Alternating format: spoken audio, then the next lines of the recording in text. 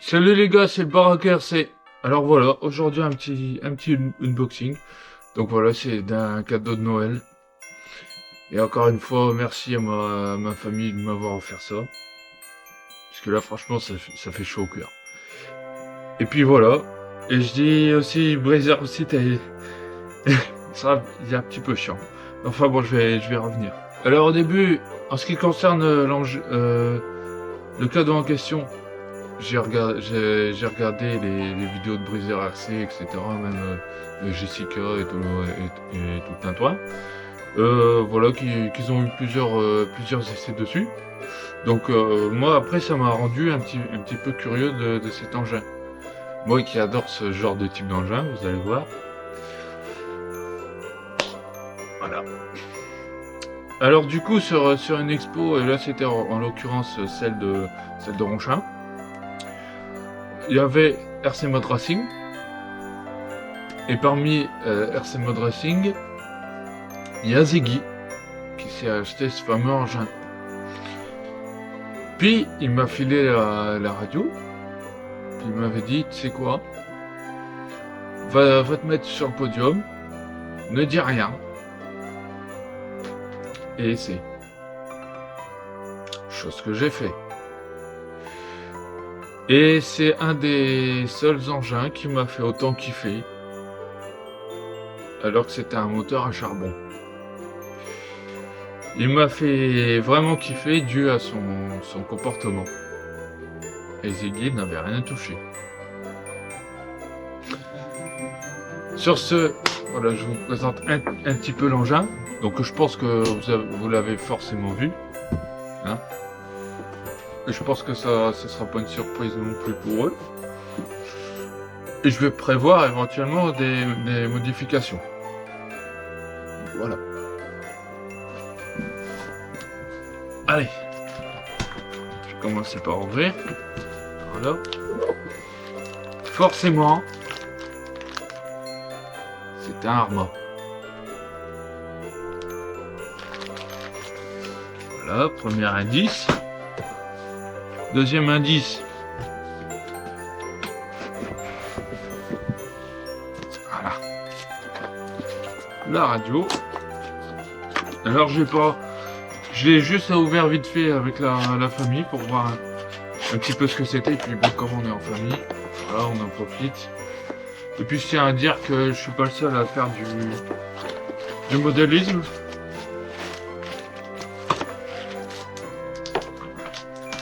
Ah voilà. Là j'ai pris des roulements. Là j'ai reçu également des roulements de la part de RC Pascal. Donc voilà, qui me sera bien utile. Encore merci pour lui, hein, d'ailleurs. Et voilà pour la radio. Donc voilà. C'est une petite radio toute simple. Là, on va voir avec les modifications. Je pense que je vais sûrement le mettre avec ma radio d'habitude. Rien de bien méchant.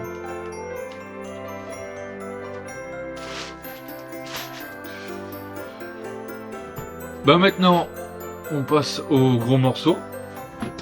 Allez, c'est parti. Voilà.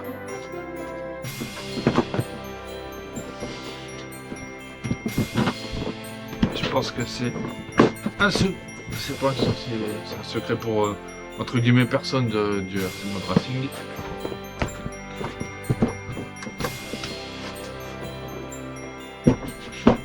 Voilà. Un petit Arma Gorgon. Ouais, parce que j'ai kiffé. J'ai juste kiffé. Alors apparemment la carrosserie elle est extrêmement fragile. Donc ça je pense que par la suite je mettrai un petit Elsace Body RC. Voilà quoi, une petite carreau incassable. Celle-là je vais sans doute la garder pour expo. Après je verrai pour faire des réglages au fur et à mesure. Hein. Donc à voir. apparemment, là j'ai pareil, j'ai peut-être pas assez d'huile dans les amortisseurs. Puisque là, des fois on entend bien. On entend bien l'air qui remonte, qui remonte. Voilà. Je sais pas si vous l'entendez.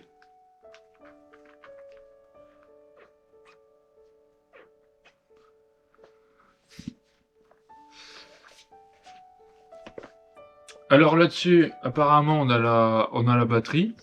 Donc on va aller voir.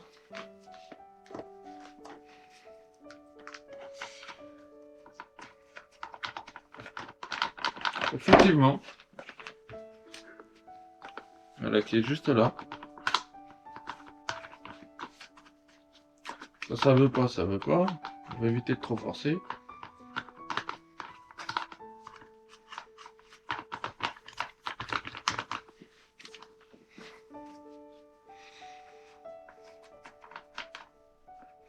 Ça, je pense que ça serait peut-être un problème par la suite à résoudre.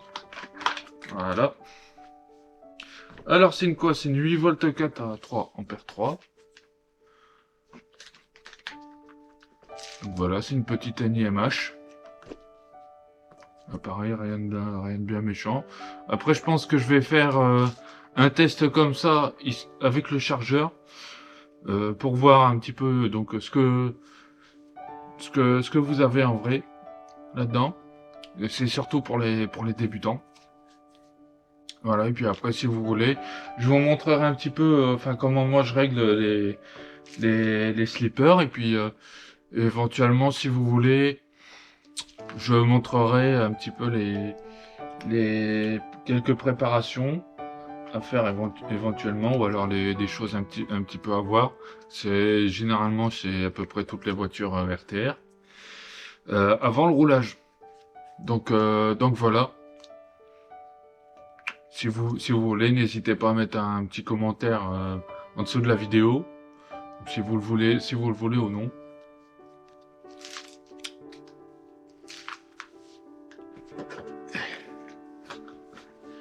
Et puis alors, qu'est-ce qu'on a là-dedans?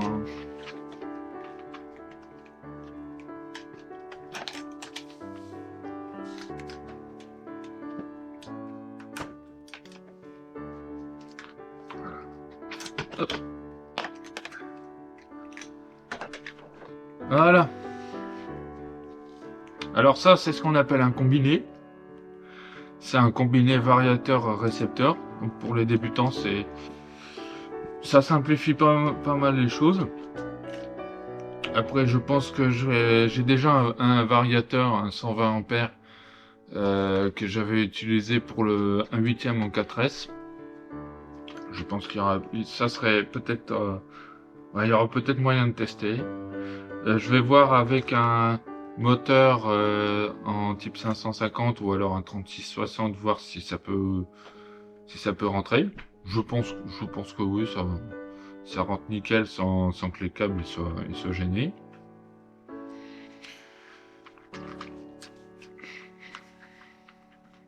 Donc voilà, puis après on a directement le sauve-cerveau, d'accord, qui est connecté un petit peu comme Traxxas, avec le cerveau, la tête en bas et le sauve-cerveau qui est directement dessus.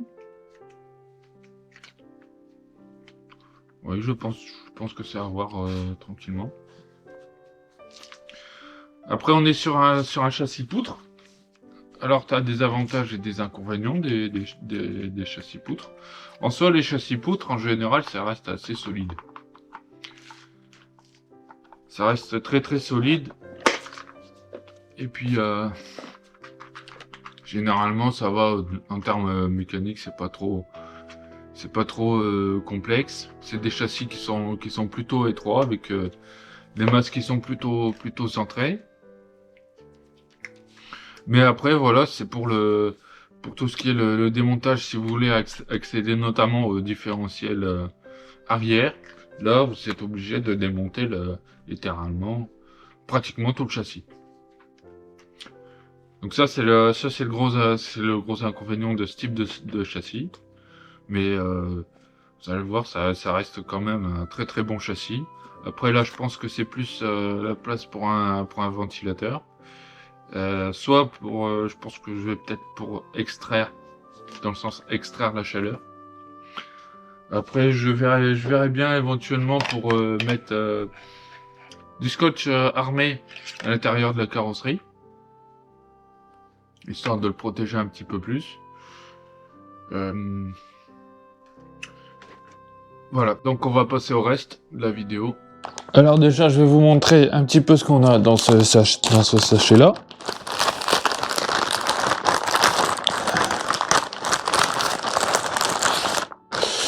Voilà, donc on a un petit manuel, voilà, ici. Voilà, avec un petit plan éclaté. Alors,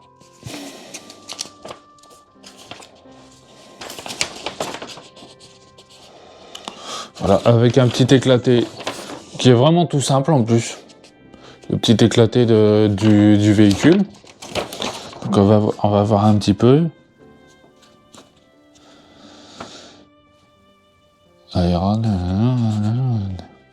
Voilà, donc on est sur des différentiels avec des pignons cylindriques.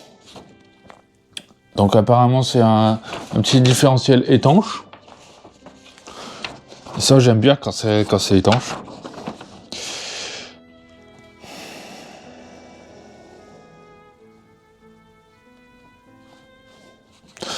Tiens, un petit clin d'œil à Tamiya. Bah ouais, parce que la bagnole elle fait quoi, entre 150 et 180 balles en full RTR. Et au moins, bah, ils ont un slipper. Donc voilà, c'est pas pour dire du mal Tamiya, mais je comprends pas pourquoi est-ce qu'ils mettent pas de slipper dans leur tout-terrain, surtout que leur kit tout-terrain, généralement, il y en a certains qui traînent à 250 ou 300 balles. Coucou Tamiya BBX. Et au passage, pour le Tamiya BBX, ça te fait quand même entre 50 et 100 euros le slipper. Tu te retrouves avec une bagnole entre 350 et 400 balles. Ce qu'il faut, à la limite, à ce prix-là, autant que tu t'achètes un châssis de compète. T'emmerdes pas à aller voir chez Tamiya. Donc bref, parenthèse fermée. Alors voilà, donc on a des petites pièces, donc voilà, avec des petites cales. Voilà quoi, après on a les clés, mais ça je m'en fous, j'en ai pour l'utilité. Mais bon, après pour les débutants, pour celui qui a quasi pas de matos, voire pas du tout, bon, finalement c'est bien. Donc voilà, avec des clés de différentes tailles, etc.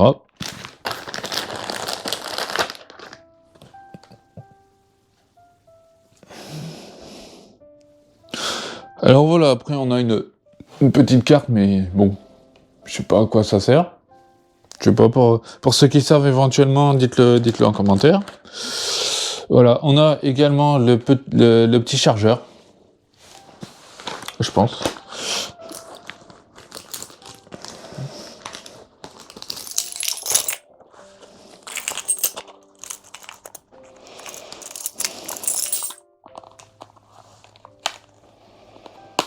Voilà. On tire tranquillement le scotch. Et puis voilà.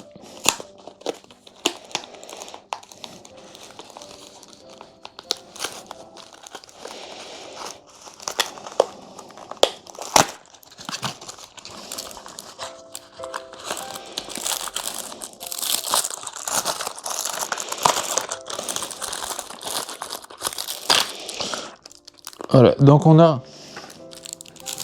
son petit chargeur, voilà, avec un petit cordon qui est en type USB-C. Voilà, un petit câble plat. Et voilà à quoi ressemble le chargeur. Donc voilà, c'est un petit chargeur tout simple. Pour le NIMH, bon, en vrai c'est très bien pour le NIMH, avec une petite prise d'équilibrage qui est là. Donc à mon avis, il y a moyen de charger les lipos avec, mais maintenant, charger les lipos avec, ouais, il fait... Ouais. Je suis pas chaud. Mais bon, voilà, pour le NMH, c'est bien, c'est... Alors maintenant, est-ce qu'il fait des charges, j'en sais rien. Puisque oui, pour le NMH, vous auriez besoin d'un chargeur qui fasse des charges à chaque fois, de toute façon. Comme ça, au moins, ça permet pour la batterie de s'entretenir. Donc, sachant que ça s'entretient pas de la même manière qu'une batterie au lithium. Puisque la batterie au lithium, une fois que tu l'as utilisée, on met en storage, c'est tout. Après, on l'utilise plus. Lui, par contre, après chaque utilisation, des batteries comme ça, à chaque fois, on fait une décharge charge à fond. Et puis, régulièrement, pratiquement tous les mois, ou toutes les semaines, on refait décharge charge. Donc, on va voir combien de temps ça va durer. Alors, maintenant, je vais vous montrer un petit peu, je vais mettre avec quoi. Alors, là, ici, on a le variateur. Donc voilà, un petit Trackstar que j'ai depuis des années. Et puis voilà, qui m'a jamais fait faux bond, il a jamais cramé, j'ai jamais eu de soucis avec. À part chaque fois j'avais mis une prise DIN dessus et c'était sur ma BAO. Donc bon, après que j'ai changé régulièrement de prise, etc. C'est pour ça qu'on retrouve avec des câbles aussi courts. Donc je pense que je vais juste changer les câbles, éventuellement retaper le corps. Donc voilà, parce que voilà, il y a en deux morceaux. Donc là après, je pense que je vais juste faire un petit recollage. Rien de bien méchant. Et puis à voir comment je vais le fixer. Je vais le mettre aussi donc avec un moteur en 3660. Donc là c'est un 2230 kV. Bon après lui c'est un très vieux moteur, mais lui au moins il me sert de gabarit quand je veux faire du placement des variateurs, etc. Le placement de l'électronique. Et voilà, donc un petit 3660 et puis on verra. Au moins, si un 3660, ça rentre là-dedans.